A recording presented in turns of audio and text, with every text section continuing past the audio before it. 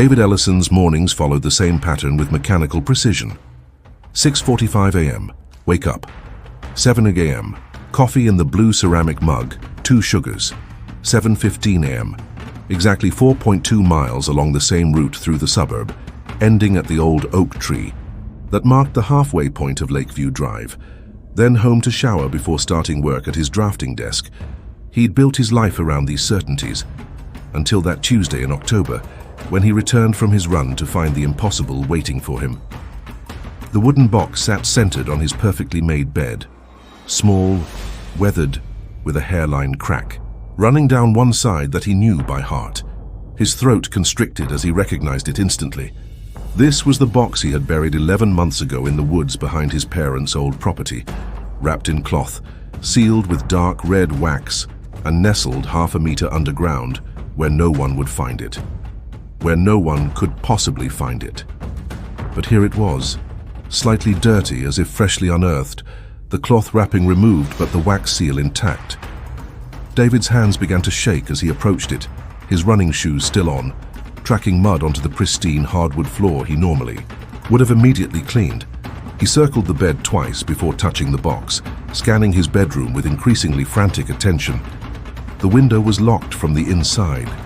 His security system had registered no entries or exits besides his own that morning. The house was exactly as he'd left it, obsessively organized, meticulously arranged, not a thing out of place. Except for this impossible thing. David backed out of the bedroom and checked every corner of his modest 2-bedroom house. Under beds, inside closets, behind shower curtains, nothing. No one. He pulled up the app for his security cameras on his phone. The footage showed nothing unusual, just the empty driveway, the vacant front porch, the still backyard where a single bird had landed on the fence for a few minutes, before flying away again. "Someone's messing with me," he muttered, his voice sounding foreign in the silent house. But he knew better. No one knew about the box. No one knew what he'd buried or why. David returned to the bedroom and stared at the box from the doorway. In the 11 months since he had buried it, he'd thought about it less and less. At first it had been a daily wait, then weekly, then occasionally. Lately, weeks had passed without it crossing his mind. He'd been healing, moving on. Now all that progress felt like a cruel joke.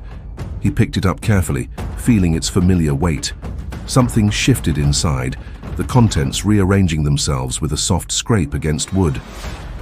David quickly placed it in his office drawer next to his architectural ruler and drafting pencils, and locked it with the small brass key he kept in his desk organizer. He wouldn't open it. There was no reason to revisit what he'd put away. That night, he checked every lock 3 times before going to bed. He left the hall light on, something he never did. As he lay staring at the ceiling, his mind replayed the moment he had buried the box. The cold dirt under his fingernails, the November wind through the trees, the relief he'd felt when it was finally underground, where no one would find it. No one should have found it. The next morning, David woke up groggy after a fitful sleep. He shuffled to the kitchen in his slippers, reaching automatically for his blue mug on the shelf. His hand froze mid-air. The wooden box sat on his kitchen counter, unwrapped, the wax seal broken, but still closed. His heart hammered against his ribs. He stood motionless, staring at it, a cold sweat breaking out across his forehead. With unsteady steps, he moved to his office and yanked open the drawer where he had locked the box the day before. The drawer was still locked. He inserted the key, turned it, and pulled it open. The drawer was empty. "This isn't happening," he whispered, rubbing his eyes hard enough to see spots. But when he looked again, the box remained on the counter, patient and undeniable.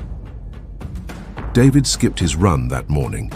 He skipped work too, ignoring the email notifications that pinged on his phone. Instead, he spent hours reviewing the security footage again. No movement at the doors, no opening windows, nothing. By evening, he had checked every inch of his house, looking for signs of entry. He even crawled under the deck to examine the foundation, searching for some hidden access he might have overlooked. There was nothing. The house was secure, and yet the box had moved. At sunset, David sat at his kitchen table, staring at the wooden box he had placed in the center. He hadn't touched it since finding it on the counter that morning. The broken wax seal seemed to mock him, daring him to look inside. He knew exactly what the box contained: a photograph taken at Powell Lake, a small voice recorder with a single, saved audio file, a child's drawing done in crayon, and a letter he had written to himself. He had placed these items inside, wrapped it all carefully, and buried it as a symbolic end to the most painful chapter of his life. David got up and opened a bottle of whiskey he kept for rare occasions, pouring a generous amount into a tumbler. He never drank on weeknights. Another broken routine. He swallowed half of it in one burning gulp, then returned to staring at the box. Around midnight, David finally went to bed, leaving the box untouched on the kitchen table. But sleep wouldn't come. His mind raced with possibilities, none of them making sense. Someone had to have found the box, dug it up, and broken into his house twice without leaving any evidence. But why? Why not take anything else? His laptop sat untouched on his desk. The drawer where he kept emergency cash was undisturbed. Why just the box? At 3:14 a.m., David got up to use the bathroom. On his way back to bed, he noticed his hallway picture frames were all slightly tilted, as if someone had brushed against them. He distinctly remembered straightening them that afternoon during his paranoid inspection of the house. His blood ran cold. He crept through the house, turning on lights as he went. In the kitchen, the box was no longer on the table where he'd left it. His eyes darted around the room until he spotted it on top of the refrigerator, open and empty. David's legs nearly gave out beneath him. He grabbed the counter to steady himself, breathing in short, panicked gasps. The contents of the box were gone, all of it. The photo, the recorder, the drawing, the letter. Where were they? He spent the rest of the night searching, moving furniture, opening every cabinet and drawer. Nothing. By dawn, he was sitting on E, his living room floor, surrounded by displaced cushions and emptied storage bins, his house in disarray for the first time since he'd moved in after the divorce. David didn't shower that day. He didn't change his clothes. He called in sick to his freelance job, canceling 2 client meetings without explanation. Instead, he sat in his recliner, staring at the empty box he'd placed on the coffee table, as if willing it to reveal its secrets. Sometime in the afternoon, he picked up his phone and scrolled through his contacts. Most of the names were clients or casual acquaintances. He'd lost touch with many friends during the divorce and what came after. But there were still a few, people who knew him from before, people who knew about Powell Lake. He called Mark first. They'd been close once but hadn't spoken in nearly 2 years. Hello? Mark's voice was wary, as if he didn't recognize the number. It's David Ellison. A long pause. Dave? Man, it's been a while. I know. Listen, I need to ask you something. It's going to sound strange, but... David hesitated, suddenly unsure how to phrase it. Have you been to my parents' old property recently? Your parents sold that place years ago. Why would I go there? I buried something there last year in the woods behind the house. The silence stretched so long that David checked to see if the call had dropped. Finally, Mark spoke, his voice noticeably cooler. Why are you digging? This up again, Dave? We all moved on. You should too. What do you mean? I'm not... But Mark had already hung up. David tried another friend next, someone who had been there during that weekend at Powell Lake. The call went straight to voicemail. He didn't leave a message. His third call was to Catherine, his ex-wife. They hadn't spoken in months. She answered on the 4th ring. David? Is everything okay? Her voice was concerned but distant, the tone of someone who had severed emotional ties but still felt a residual responsibility. I'm not sure, he said honestly. Something strange is happening and I thought maybe... I don't know what I thought. Does this have something to do with Powell Lake? She asked quietly. David felt his chest tighten. Why would you ask that? Because Dr. Merrill called me yesterday asking if I knew how to reach you. She said she'd been trying your number. Dr. Merrill? David's mind raced. My old therapist. But her clinic closed down over a year ago. I tried to find her when I moved, but there was no forwarding information. That's strange, Catherine said slowly. Because she called me from the clinic number, Said she found something in your old file that you needed to see. David ended the call shortly after, promising Catherine he was fine, just tired and working. Too much. But his mind was reeling. Dr. Merrill's clinic had definitely closed. He had driven past the empty building himself, seen the "for lease" sign in the window. That night, David noticed more things out of place. The living room rug had faint impressions like footsteps. A sticky note on his refrigerator read, "Check the backyard light," in his own handwriting, though he had no memory of writing it. When he looked out the back door that evening, the security light was flickering, casting eerie, moving shadows across his small garden, and beneath it, the soil looked freshly disturbed, as if someone had been digging. 3 days later, David's decline was visible. He hadn't shaved. Dark circles hung beneath his bloodshot eyes. His house, once immaculate, was now cluttered with takeout containers and unwashed clothes. The empty box followed him from room to room. Sometimes he moved it himself. Other times it seemed to relocate on its own when he wasn't looking. He'd called in sick every day, ignored emails, declined calls. He'd spent hours online searching for information about Dr. Merrill, but found nothing more recent than the announcement of her clinic's closure 18 months ago. It was on the 4th night that David found the photograph, the one from the box, slipped underneath his front door. The image showed 4 friends standing at the edge of Powell Lake, arms around each other's shoulders, smiling into the camera. David was on the far right. Next to him was Mark, then Catherine, and on the far left, grinning widely, was Eric. Eric, who wasn't in the original photograph because Eric had been taking it. Eric, who had drowned in Powell Lake the next day. David's hands trembled so violently that he dropped the photo. This wasn't right. This wasn't the original. Someone had manipulated the image, added Eric into it. But why?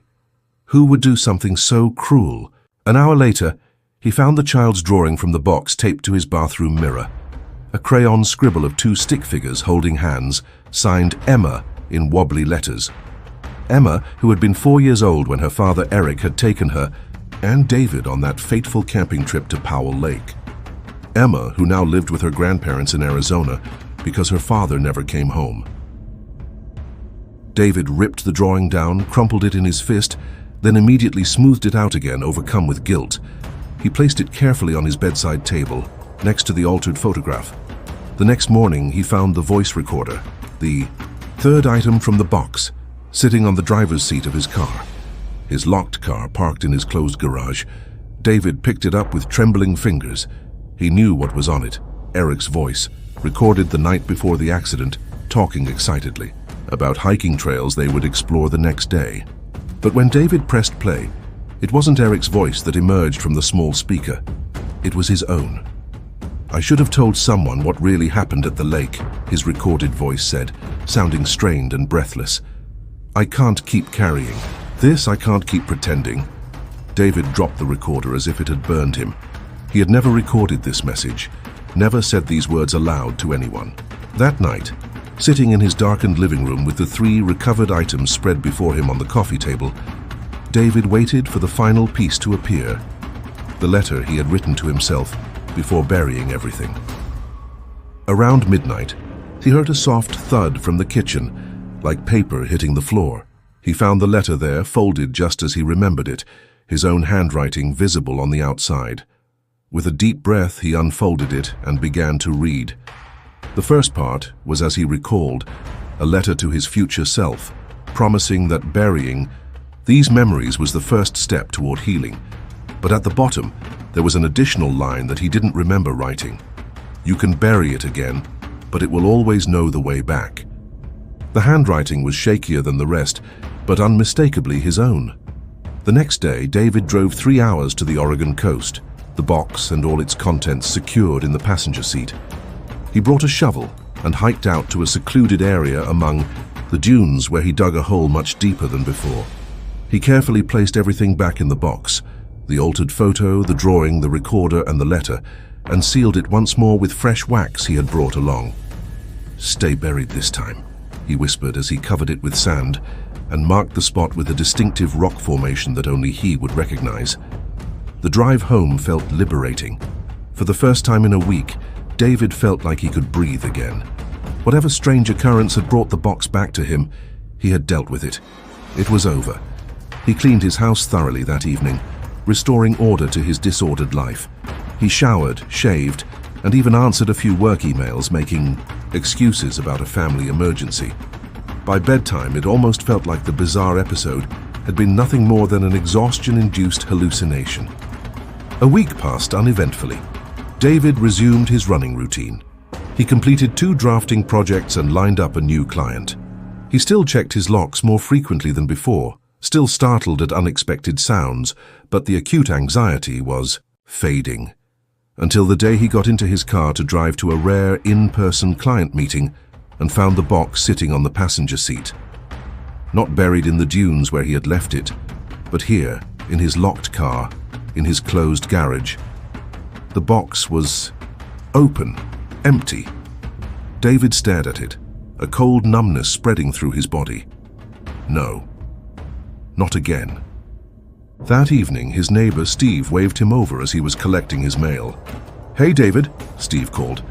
"Is your brother staying with you? I saw him leaving your place early this morning. Spitting image of you, just a bit taller." David felt the blood drain from his face. "I don't have a brother, Steve." Steve looked confused. Could have sworn, well, must have been someone else. Sorry about that. David barely slept that night, or the night after. The empty box now sat on his nightstand, where he could keep an eye on it. It didn't move again, but that was small comfort. Its contents were still missing, and someone who looked like him but wasn't him had been seen leaving his house. 3 days later, David noticed a small hairline crack in the hallway wall just above the baseboard. He was certain it hadn't been there before. The next day, the crack was slightly larger, and the day after that, larger still, spreading upward like a growing vine. David found himself staring at that spot on the wall for long periods, his mind adrift in memories of Powell Lake, the camping trip, the night around the fire, the hike the next morning, Eric's excitement about exploring a cliffside trail that Catherine had declared too dangerous, the argument, David siding with Eric, Catherine taking Emma back to camp while the men proceeded with their adventure, and then the accident, Eric slipping on loose gravel, falling, the horrible sound when he hit the rocks below. But there was something else. Something about that day that David couldn't quite grasp, like a word on the tip of his tongue, or a dream half remembered upon waking. On the 10th night after reburying the box, David woke at 3:14 a.m., the same time he had discovered the empty box on his refrigerator. He felt compelled to check the crack in the wall, which had grown to about 8 inches long. Standing before it in the dim hallway, he placed his palm flat against the wall. Behind it, he felt something shift. A soft thud sounded as if an object had fallen over inside the wall itself. David stared at his hand still pressed against the plaster. There was no crawl space behind this wall, no attic access, just a solid wall between his hallway and his spare bedroom. And yet, something had moved inside it. Slowly, David pulled, his hand away from the wall, his fingertips leaving slight impressions in the dust that had accumulated around the crack. As he turned to go back to bed, a sudden memory surfaced, vivid and complete, as if it had been waiting for this exact moment to reveal itself. The cliffside at Powell Lake, Eric slipping, but not because of loose gravel, because David had pushed him. A momentary flash of jealousy over Catherine's divided attention. She had still been his wife then, but her gaze lingered too often on Eric. A split-second decision that changed everything. And afterward, the terrible clarity of what he had done. David had convinced himself it was an accident, had hidden the truth so deeply that he'd nearly erased it from his own memory. But the box knew, and now so did he. Standing in the dark hallway of his empty house, David realized why the box had returned, why its contents had scattered like breadcrumbs leading him back to the truth. Some things couldn't stay buried, no matter how deep the hole. He returned to his bedroom and opened his nightstand drawer where the empty box now sat. Inside, where the bottom panel should have been solid, there was now a small compartment he'd never noticed before, and in it, a USB drive. With shaking hands, David plugged it into his laptop. It contained a single video file, security camera footage from Powell Lake State Park. The date stamp showed the morning of Eric's death, and there, clearly visible despite the grainy quality, was David following Eric up the trail, reaching out as they neared the edge. And then, if this story kept you watching until now, hit like and subscribe. The next one might be waiting for you right now, and there's one more, waiting just over there. Maybe it explains what's missing from this one. Maybe it makes everything worse. You listened, but not everything was told.